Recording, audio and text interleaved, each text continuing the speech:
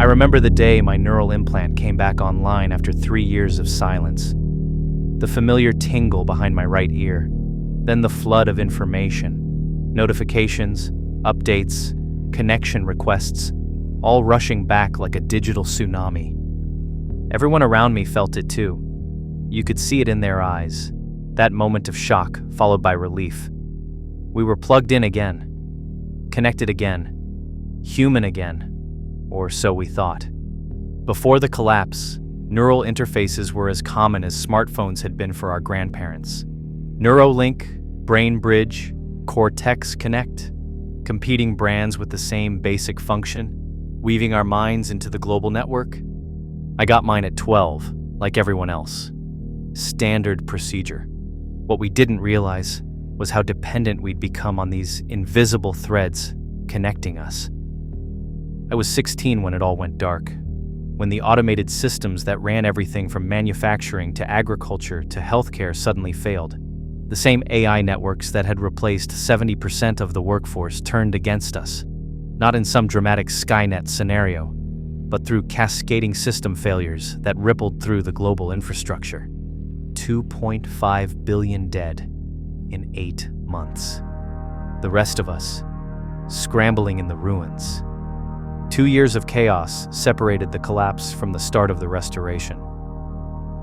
In the 5 years since the oligarchs emerged from their secure compounds with a plan to rebuild, I've turned 23, but feel decades older. Footage of Zhang's compound opening still plays on Memorial Days. The massive doors unsealing after those 2 years of silence, his team emerging with the first stable restoration protocols. Soon after, the others followed. Kapoor from India, Mendez from South America, Okonkwo from the African Union, and Richardson from the North American Alliance. 5 tech visionaries who survived the chaos they helped create, now determined to build a better world from the ashes. The oligarchs had prepared for systemic failure, though not on this scale. Their compounds had independent power, food production, and AI systems isolated from the main network.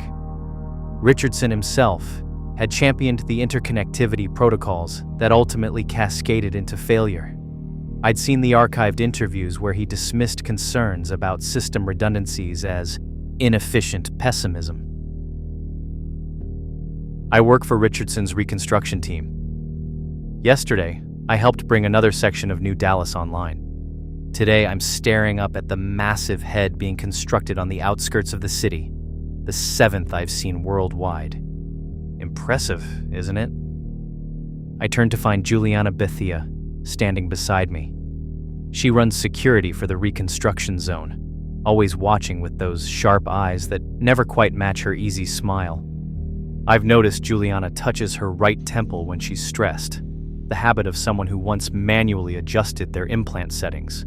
Her perfect compliance might be as calculated as my own. Another layer of complexity in Richardson's surveillance system. 40 stories tall when it's finished, she continues. The largest one yet. The mechanical face looms over us, glowing orange in the morning haze. Construction drones buzz around its metallic skull like insects, supervised by the same robotic systems that once took our jobs. Monuments to our new future, Richardson once told me. The faces remain intentionally featureless in key areas, smooth planes where expressions would normally form. A collective canvas, Richardson called them in the initial unveiling, onto which humanity will project its hopes. They're more than just infrastructure, Juliana says, following my gaze. They're symbols of unity, visible reminders of our connected future. The regional command systems they house are almost secondary to their psychological impact. I nod, watching a crane position another section of copper-colored plating over what will become the left eye socket. My implant tingles, a familiar sensation. That means a priority update is coming through. Sector 8, power restoration, successful. Citizens may return to residential blocks 30 to 45 beginning at 1400 hours today. Congratulations to the restoration team for their efficiency. a warm rush of satisfaction floods through me. A dopamine hit that feels both natural and manufactured. I've noticed this response getting stronger lately, this chemical reward for serving the collective good. Pride in your work, my mother calls it, but she doesn't notice how synchronized our emotions have become, how communities react in near unison to announcements. She doesn't question why disagreements about the restoration have virtually disappeared. The restoration started with essential services, power, water, food distribution. Neural networks came last, carefully rebuilt with what Richardson called corrective oversight systems to prevent another collapse. Before, the neural interfaces were regulated by competing corporations with government oversight. Now, all networks run through the unified restoration grid, directly administered by the oligarchs' central authority. Our implants have evolved from simple connectivity tools into what the restoration calls social stability interfaces. Liam, Juliana interrupts my thoughts. Richardson is inspecting the Rebecca district tomorrow. He's requested you specifically for the team. My implant pulses with excitement before I can even process the information. A direct meeting with an oligarch, an honor, an opportunity for advancement. But something feels wrong about my eagerness, too perfect in its timing and intensity. I've been having these moments of clarity more frequently. Brief windows where I can separate my thoughts from the subtle guidance flowing through the neural network. Something wrong? Juliana's watching me carefully. No, I say quickly. Just surprised. I'm honored. She nods, seemingly satisfied, but her eyes linger on me for a beat too long. That night, I dream of the giant heads. In the dream, they tower over the city, silent monuments to the New World Order. I wake up to my implant humming softly, a soothing frequency that usually helps with sleep disruptions. I switch it off manually, a small act of rebellion that's becoming a nightly ritual. My terminal shows a message from my cousin Taya, Market Sector 12. Usual spot, 0600. Bring breakfast. The message is innocent enough to anyone monitoring, but I know what it means. Another meeting of what Taya jokingly calls the Skeptics Club. I arrive at the small cafe as the city's lights are still coming online. Taya sits in the corner with Roland, their faces illuminated by the soft orange glow of the heaters. When restoration resources are limited, they prioritize warmth over lighting. Richardson is coming, I tell them after we exchange greetings. I've been assigned to his team. Roland's expression darkens. Before the collapse, he'd been developing competing neural interface technology, more limited than what we have now, but with stronger privacy protocols. His company was absorbed by Richardson's during the chaos. Perfect timing, Taya says. We have something to show you after your shift. I notice she's wearing a thin metal band around her wrist, a signal dampener. Illegal, but increasingly common among those who want private conversations. My implant registers it as potentially suspicious technology, but I manually override the alert before it can transmit. The rest of the day passes in a blur of preparations. Richardson will tour the newly restored power plant, inspect the food distribution center, and then visit the education complex. My role is minor, presenting efficiency metrics for the power distribution system. But my implant keeps sending small dopamine rewards each time I review the presentation. Good citizen, valuable contributor, important role. By evening, when I meet Taya and Roland at the edge of the city, I'm exhausted from fighting the artificial emotional current running through my mind. You look terrible, Roland says as I climb into their transport.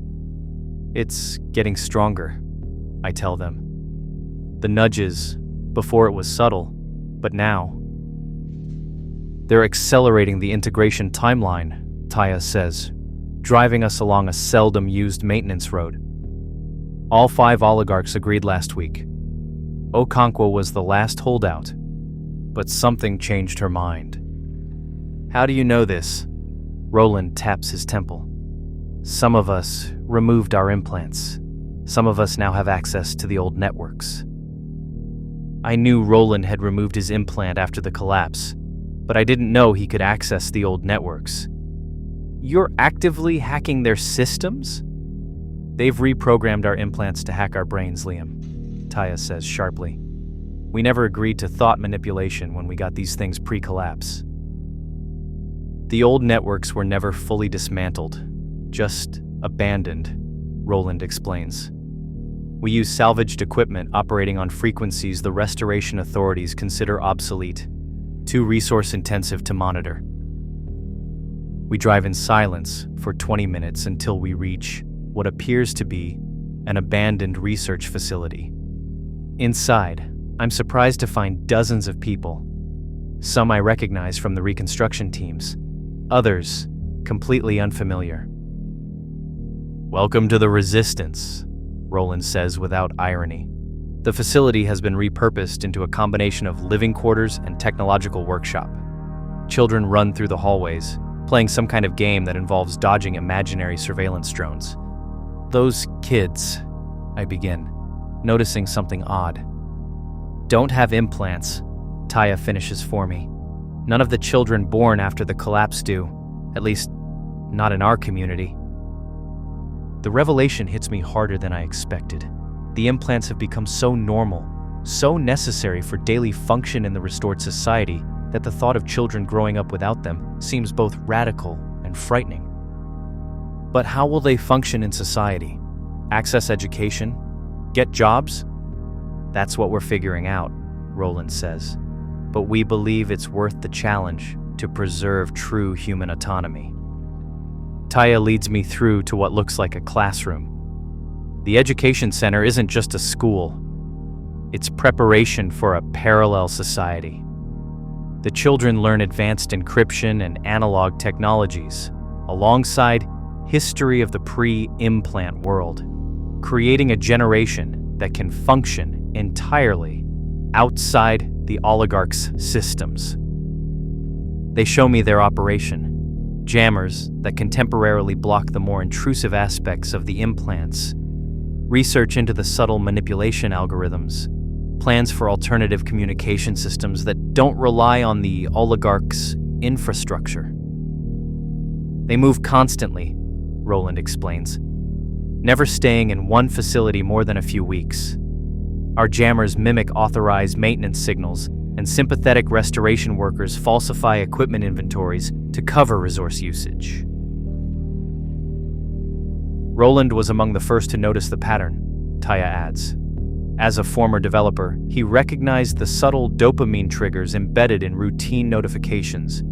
He mapped his brain activity for 3 months, building evidence of deliberate manipulation. The heads, I say suddenly, remembering my dream. There's more to them than Richardson tells us, isn't there?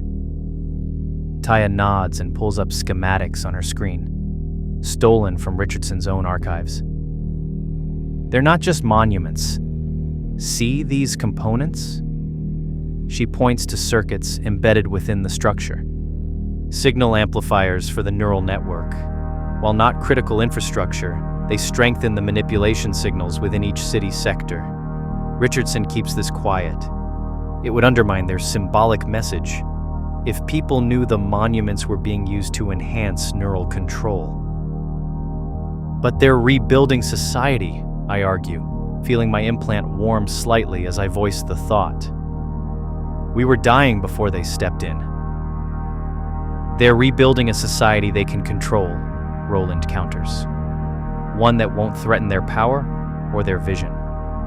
They believe humanity needs guidance, permanent guidance, to avoid another collapse.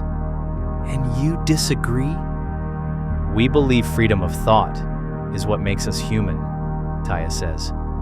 Even the freedom to make mistakes, especially the freedom to make mistakes. As we talk, I feel my implant alternating between warning pulses and soothing waves, the system trying to guide me back to approved thought patterns. For the first time, the manipulation feels obvious, clumsy even. Richardson suspects something, I tell them. That's why he requested me. They're watching for signs of resistance. Richardson believes in redemption through supervision, Roland explains. He personally intervenes with promising workers showing signs of resistance, monitoring their reactions to direct contact and evaluating whether they can be brought back into compliance through special attention, rather than force. Then you need to decide where you stand, Taya says. Tomorrow, when you meet him. That night, back in my apartment, I manually disable my implant's influence functions, risking a system flag that could bring monitors to my door. In the silence of my own unaltered thoughts, I make my decision. The next day, as our small team waits for Richardson's transport to arrive, I watch the massive head on the horizon. Construction drones circle it like loyal subjects, attaching the final panels to its face. Soon its eyes will glow with artificial life, watching us, guiding us. Juliana approaches, handing me a small metal case. A gift from Richardson himself. A critical upgrade for your pre-collapse implant. He's offering it to key personnel first. Inside is a sleek neural module designed to integrate with my existing implant, but noticeably more advanced. My current implant immediately sends signals of excitement, accomplishment, honor. The integration is deeper, Juliana explains. More seamless guidance, no more moments of doubt or confusion. My cousin's voice echoes in my head. We believe freedom of thought is what makes us human. Richardson's transport appears on the horizon, a gleaming vehicle flanked by security drones.